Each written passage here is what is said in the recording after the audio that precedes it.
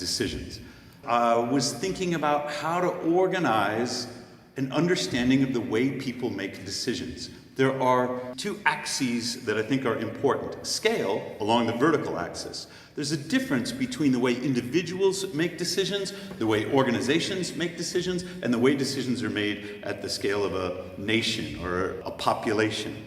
And the other one, I'm borrowing from Dan Kahneman, Fast and Slow. He recognized that there were different ways people make decisions. So there is the scale, the question of who and what collective, and there's the question of what sort of technique. This is my brainstorm on how different ways of decision making relate to scale and speed. Down in the lower left-hand corner, at the scale of the individual, decisions are made really fast when they're a matter of habit or identity. Some of the people went through the lunch buffet and there were little placards that informed you about the gluten content and the vegetarian or the vegan content. And because people identify as a vegetarian, not just I'm avoiding plant foods today, they think of themselves in this identity state. They select the foods, they make the decisions about what to eat, either as a form of habit or as a form of identity. And there is no spreadsheet required.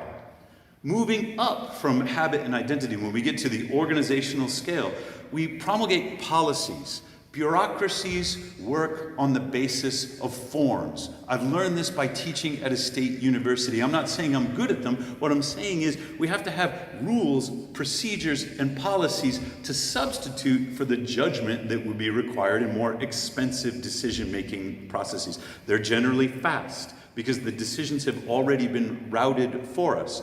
But when the policies, procedures, rules, or norms fail, then we exercise judgment. Judgment isn't about knowing when to depart from the procedure, when to break the rule, and it's more complicated than following the rules.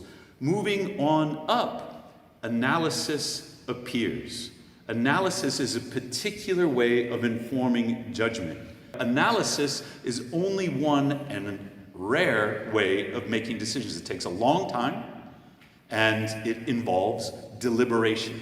It is rare that an analyst is making a decision without informing some broader deliberative process. So we have that up and to the right even further, and at the level of the planet or the nation, the decision making is so complex that I hesitate to describe it. I've simply put a question mark behind the word culture. How does culture change? At what tempo does it change? And how does it trickle all the way back down to some kind of collective identity? I don't know.